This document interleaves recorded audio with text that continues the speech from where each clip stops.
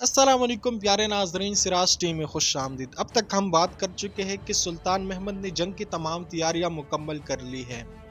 जिस साल 1453 का है तो इस मार्च जुम्मे के दिन को सुल्तान महमद का लश्कर एड्रियन से कुस्तुनतुनिया के सफ़र पर निकलता है।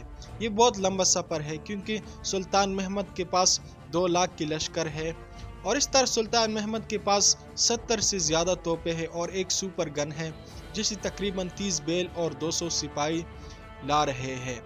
और ये बहुत बड़ी तोप है, इसे लाना बहुत मुश्किल होगा क्योंकि यहाँ पर रास्ते खराब होंगे। और सुल्तान महमद ने आगे सिपाहियों को तकसीम किया है, वो लश्कर के आगे जाएंगे, रास्तों के बनाएंगे जहाँ पर रास्ते खराब होंगे ताकि तोपों को इन रास्तों से आसानी से गुजारा जाए। प्यारे नाजरीन, ये लश्कर बहुत मुश्किलों के बाद 6 मार्च जुम्मे के दिन को कुस्तुनतुनिया के करीब पहुँचता है और सुल्तान महमद उसी पहाड़ पर अपने लिए हेमा लगाता है जिस पहाड़ पर इसके बाप मुराद सानी ने कुस्तुनतुनिया को पता करने के लिए हेमा लगाया था। यारे नाजरीन, सुल्तान महमद अपने कमान में 50,000 सिपाही लेते हैं। सुल्तान महमद उस दीवार के सामने होते हैं जो दीवार सबसे कमज़ोर होता है, यानी जिस पर सुल्तान मुराद सानी ने बम बरसाए थे और उन बमों से ये दीवार खराब हो गई थी। तो सुल्तान महमद उसी दीवार के सामने हेमा लगा लेते हैं। 50,000 सिपाही एक दीवार के सामने लगाते हैं जो कि आला सिपाही होते और 1 लाख सिपाही दूसरी दीवार के सामने खड़ा कर देते हैं। यारे नाज़रीन, ये तो ज़मीनी रास्ता था। समंदर में भी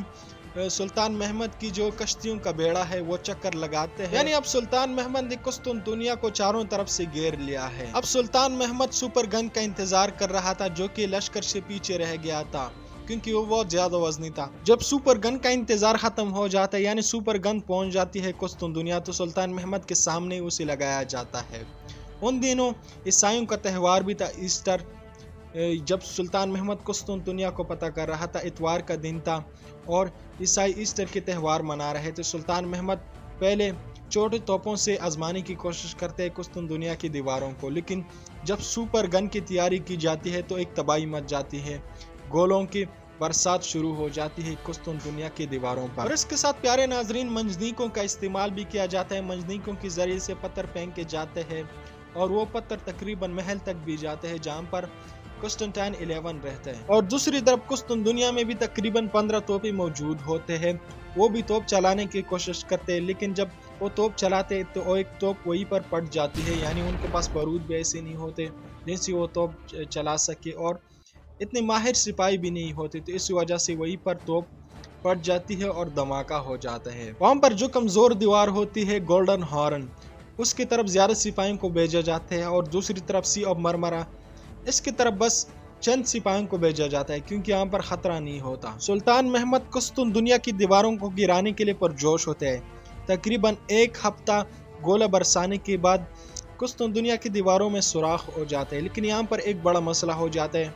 जो सुपर गन होती है उसमें एक मसला होता है कि वो जल्दी ठंडा हो जाती है, इसलिए उस पर गर्म तेल डाला जाता है, तो इस वजह से उसमें एक मसला आ जाता है।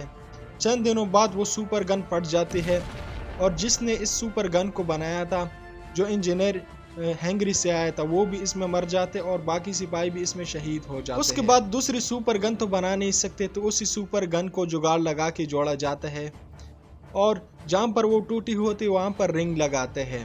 उसके बाद फिर सुपर गन को चलाया जाता है, फिर टूट जाते हैं, फिर इस तरह जुगाड़ लगा के उसे जोड़ा जाता है। और इसी वजह से कुस्तुनतुनिया वालों को टाइम मिलता है क्योंकि उनके पास टाइम है और इनके पास कोई टाइम नहीं है। इनके पास सिर्फ 3 महीने है, 3 महीने से ज्यादा ये एक दिन भी यहाँ पर नहीं ठहर सकते। ये तो थी प्यारे नाजरीन जमीनी जंग। समंदर में भी जंग छिड़ चुकी थी।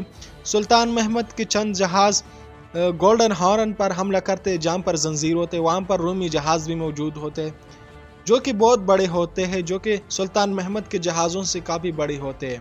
तो यहाँ पर सुल्तान महमद के जहाज़ उनका मुकाबला करते हैं, लेकिन फिर इनको वापस हटना पड़ता है।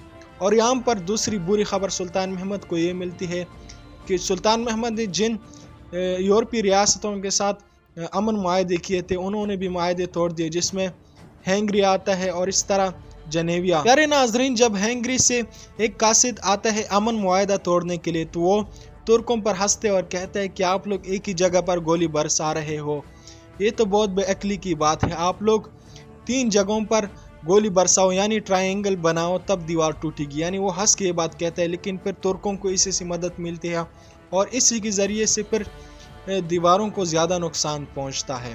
اور تیسری طرف سے پوپ نیکولس بھی مدد بھیجتے ہیں قسطنطنیہ کے لیے۔ چند جہاز آتے ہیں جو کہ جس میں خوراک بھی ہوتے ہیں اور سپاہی بھی ہوتے ہیں مدد کرنے کے لیے۔ تو یہاں پر سلطان محمد کو جب پتہ چلتا ہے تو وہ کماندار سلمان جو کہ سمندری بیڑی کا کماندار تھا اس کے پاس جاتا ہے اور کہتا ہے کہ اگر آپ نے ان جہازوں کو نہیں روکا، آپ نے ان جہازوں کو تباہ نہیں کیا تو میرے پاس زندہ مت آنا۔ پھر اس کے بعد پیارے ناظرین ایسے ہی ہوتا ہے کہ جب وہ جہاز پہنچتے ہیں تو وہ سائز میں بہت زیادہ بڑے ہوتے ہیں اور سلمان اس کا مقابلہ نہیں کرتا، تو سلطان محمد اسے 100 کوڑے لگاتا ہے اور اسے اس عہدے سے نکالتے اور اس کا جائیداد ضبط کر لیتا ہے۔ پیارے ناظرین اس کی جگہ حمزہ بے کو وہ سمندری بیڑوں کا کماندار بنا لیتا ہے۔ یورپ سے جو مدد آئی تھی وہ بھی اب قسطنطنیہ تک پہنچ چکی تھی۔ اب قسطنطنیہ والوں کو بہت زیادہ ٹائم مل چکا تھا، یعنی سلطان محمد کو اب جلد سے جلد قسطنطنیہ کی دیواروں کو توڑنا تھا اور قسطنطنیہ داخل ہونا تھا۔ اب سلطان محمد نے دماغ لڑانا تھا کہ کیسے گولڈن ہارن پہنچ جائے جہاں پر قسطنطنیہ کا سب سے کمزور دیوار ہے، کیونکہ یہ زنجیر کی وجہ سے پہنچ نہیں جا سکتے۔ یہاں پر سپاہی بھی ہے اور قسطنطنیہ کے بڑے جہاز بھی موجود ہے، تو کیسے گولڈن ہارن تک پہنچ جائے۔ یہاں پر سلطان محمد نے دماغ لڑایا کہ اسے ابنائے پور سے گولڈن ہارن تک کیسے لے جائے۔ تو سلطان محمد نے پلان بنایا کہ اسے زمینی راستے سے لے جائیں کیونکہ سمندری راستے سے ہم نہیں لے جا سکتے۔ سلطان محمد نے لکڑی کی تمبوں کا ایک سڑک بنائی اور سلطان محمد نے ایک ٹائر کی گاڑی بنائی کشتیوں کے لیے۔ زمینی راستے سے گولڈن ہارن تک سلطان محمد کی کشتیاں پہنچ چکی تھی اور یہ خبر قسطنطنیہ کے لیے بہت بڑی بری خبر تھی۔ ان کشتیوں میں رکھ کر وہاں تک پہنچایا جاتا تھا۔ زمینی راستے سے گولڈن ہارن تک سلطان محمد کی کشتیاں پہنچ چکی تھی اور یہ خبر قسطنطنیہ کے لیے بہت بڑی بری خبر تھی۔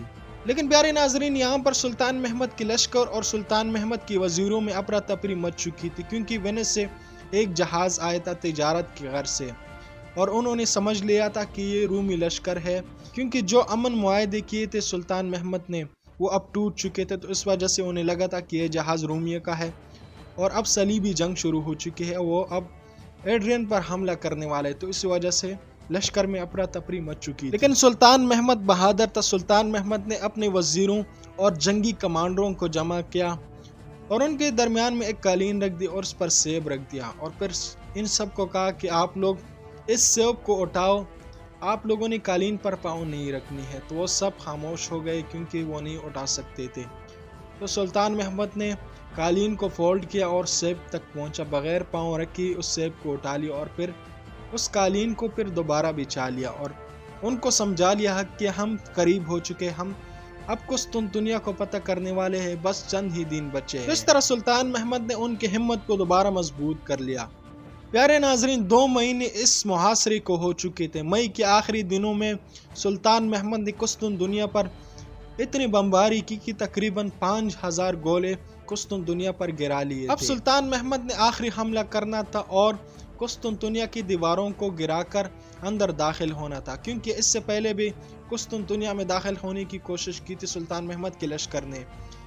وہاں پر ٹاور بنائے گئے تھے لیکن قسطنطنیہ والوں نے آگ کے ذریعے سے ان کو جلا لیا تھا اور اس طرح اندر جانے کی کوشش بھی کی تھی، لیکن بہت سارے سپاہی اس جنگ میں مارے بھی گئے تھے داخل ہونے کی کوشش میں۔ اس طرح وہ داخل نہیں ہو سکتے تھے قسطنطنیہ میں۔